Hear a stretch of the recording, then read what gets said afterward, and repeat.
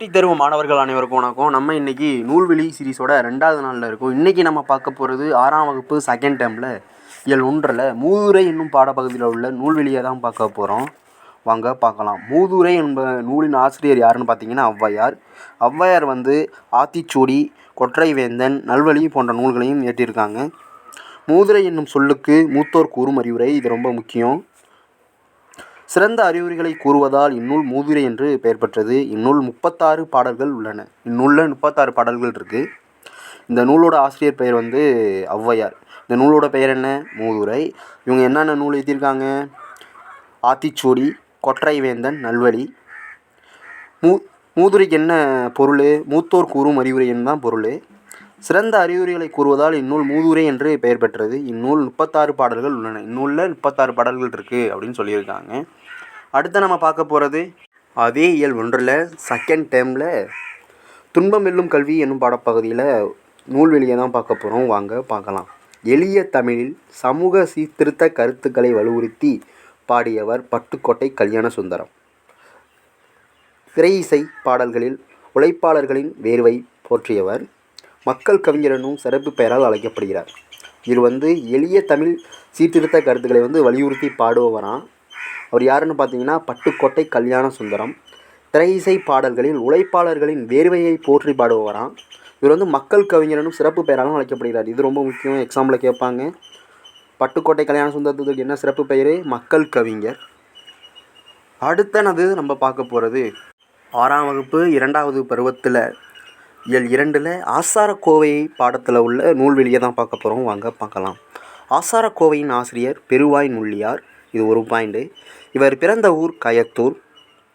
ஆசாரக்கோவை என்பதற்கு நல்ல ஒழுக்கங்களின் தொகுப்பு என்பது பொருள். இது ரொம்ப முக்கியம். ஆசாரக்கோவை என்பதற்கு நல்ல ஒழுக்கங்களின் தொகுப்பு என்பது பொருள். இந்நூல் 11 கீழ்க்கணக்கு நூல்களில் ஒன்று. 11 கீழ்க்கணக்கு நூல்களில் ஒன்றா. இந்நூலில் 100 வெண்பாக்கள் கொண்டதான். ஆசாரக்கோவையின் ஆசிரியர் யாருன்னு பார்த்தீங்கன்னா பெருவாயின் முள்ளியார். இவர் பிறந்த ஊர் கயத்தூர். ஆசாரக்கோவை என்பதற்கு நல்ல ஒழுக்கங்களின் தொகுப்பு என்று பொருள் இருக்குது. இது ரொம்ப முக்கியம், கேட்பாங்க. இந்த ஆசாரக்கோவை 11 கீழ்க்கணக்கு நூல்களில் ஒன்றாக இருக்குது. இந்நூல் 100 வெண்பாக்களை கொண்டதாகவும் இருக்குது. அடுத்ததாக நம்ம பார்க்க போகிறது 6ஆம் வகுப்பு 2வது டேர்மில் இயல் 2 கண்மணியே கண்ணுரங்கு என்னும் பாடப்பகுதியில் உள்ள நூல்வெளியை தான் பார்க்க போகிறோம். வாங்க பார்க்கலாம். தாலாட்டு வாய்மொழி இலக்கியங்களுள் ஒன்று.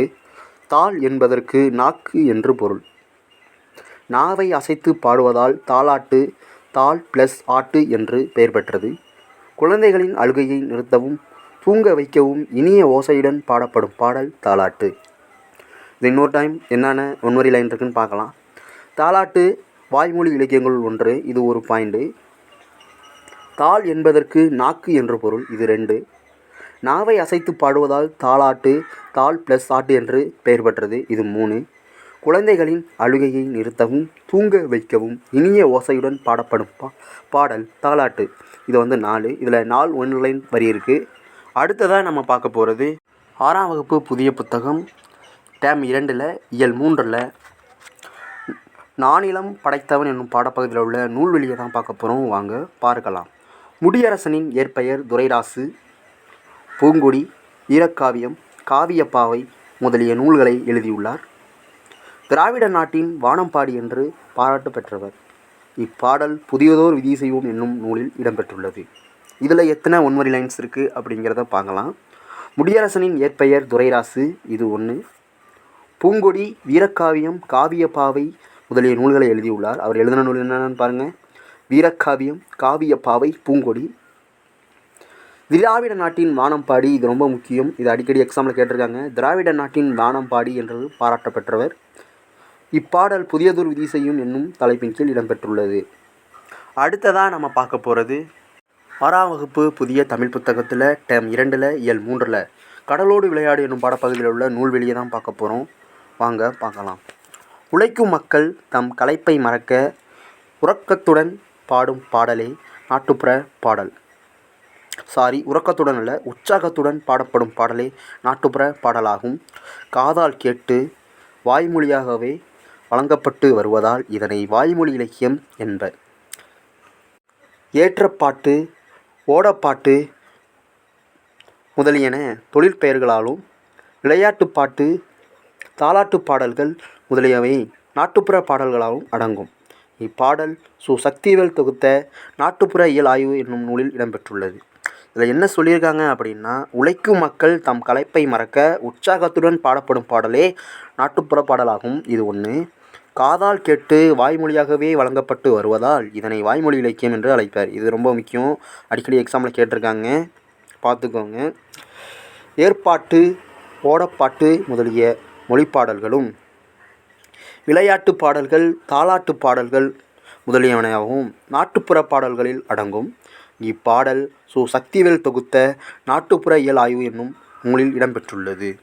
அடுத்ததாக நம்ம பார்க்க போகிறது, இப்போ நம்ம பார்த்தது எல்லாத்தையும் ஒரு ரிவிஷனோட அப்புறம், மூதுரை என்ற நூலின் ஆசிரியர் ஔவையார். அவர் என்னென்ன நூல் எழுதியிருக்காங்க அப்படின்னா, ஆத்திச்சூடி, கொற்றைவேந்தன், நல்வழி போன்ற நூல்களை இயற்றியுள்ளார். மூதுரை என்னும் சொல்லுக்கு மூத்தோர் கூறும் அறிவுரை என்பது பொருள். சிறந்த அறிவுரைகளை கூறுவதால் இந்நூல் மூதுரை என பெயர் பெற்றிருக்கு. இங்கே 36 பாடல்கள் இருக்குது இந்த மூதுரையில். அடுத்ததுக்கான ரிவிஷனை நம்ம பார்ப்போம். அடுத்து பட்டுக்கோட்டை கல்யாண சுந்தரம் அவர்களை பற்றின நூல்வெளியை பார்க்க போகிறோம். அதில் ரிவிஷன் பண்ண போகிறோம். எளிய தமிழில் சமூக சீர்திருத்த கருத்துக்களை வலியுறுத்தி பாடியவர் பட்டுக்கோட்டை கல்யாண சுந்தரம். திரையிசை பாடல்களில் உழைப்பாளர்களின் வேர்வையை போற்றியவர். இவர் மக்கள் கவிஞர் என்னும் சிறப்பு பெயராலும் அழைக்கப்படுகிறார். இந்த பட்டுக்கோட்டை கல்யாண சுந்தரம் இந்த மக்கள் கவிஞர் ரொம்ப முக்கியமான ஒரு பாயிண்ட்டு. ஆசாரக்கோவை என்னும் இதை பற்றி பார்க்கலாம், இந்த நூல்வெளியை பார்க்கலாம். ஆசாரக்கோவையின் ஆசிரியர் பெருவாயின் முள்ளியார். இவர் பிறந்த ஊர் கயத்தூர். ஆசாரக்கோவை என்பதற்கு நல்லொழுக்கங்களின் தொகுப்பு என்று சொல்கிறாங்க. இந்நூல் 11 கீழ்கணக்கு நூல்களில் ஒன்று அப்படின்னு சொல்கிறாங்க. இந்நூலில் 100 வெண்பாக்கள் இருக்குது அப்படின்னு சொல்கிறாங்க. அடுத்ததாக கண்மணியை கண்ணுரங்கு அந்த நூல்வெளியை ஒரு ரிவிஷன் பார்த்துடலாம். தாலாட்டு வாய்மொழி இலக்கியங்களுள் ஒன்று. இது ரொம்ப முக்கியம். தாள் என்பதற்கு நாக்கு என்று பொருள். இதுவும் ரொம்ப முக்கியம். நாவை அசைத்து பாடுவதால் தாலாட்டு, தாள் ப்ளஸ் ஆட்டு என்று பெயர் பெற்றிருக்கு.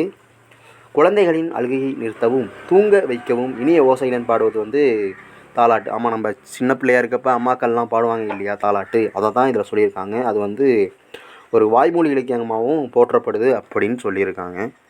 அடுத்ததாக இயல் 3 இருக்க நானிலம் படைத்தவன் என்னதில் முடியரசனோட நூல்வெளியை பார்க்கலாம். முடியரசனின் ஏற்பெயர் துரைராசு. இது ரொம்ப முக்கியம். பூங்கொடி, வீரக்காவியம், காவிய முதலிய நூல்களை இயற்றியுள்ளார். இவர் திராவிட நாட்டின் வானம்பாடி என்று பாராட்ட பெற்றவர். இந்நூல் புதியதூர் விதி செய்வோம் என்னும் நூலில் இடம்பெற்றுள்ளது. இந்த நூல்வெளியில் பொறுத்தளவில் அவரோட நூல், அதுக்கப்புறம் திராவிட நாட்டின் வானம்பாடி என்கின்ற ஒரு சிறப்பு பெயரும் இருக்கு இல்லையா, இது ரொம்ப முக்கியம். அடுத்ததாக நம்ம கடலோடு விளையாடு என்னும் பாடப்பகுதியில் இருக்க நூல்வெளியை பார்த்துடலாம். லாஸ்ட்டாக உழைக்கும் மக்கள் தம் களைப்பை மறக்க உற்சாகத்துடன் பாடப்படும் பாடலே நாட்டுப்புற பாடலாகும். காதால் கேட்டு வாய்மொழியாகவே வழங்கப்பட்டு வருவதால் இது வாய்மொழி இலக்கியம் என்பர். ஏற்பாடு, ஓடப்பாட்டு முதலிய தொழில்பாடல்களும், விளையாட்டு பாடல்கள், தாலாட்டு பாடல்கள் முதலியவனவும் நாட்டுப்புற பாடல்களில் அடங்கும். இப்பாடல் சக்திவேல் தொகுத்த நாட்டுப்புற இயல் ஆய்வு என்னும் நூலில் இடம்பெற்றுள்ளது. நன்றி, வணக்கம்.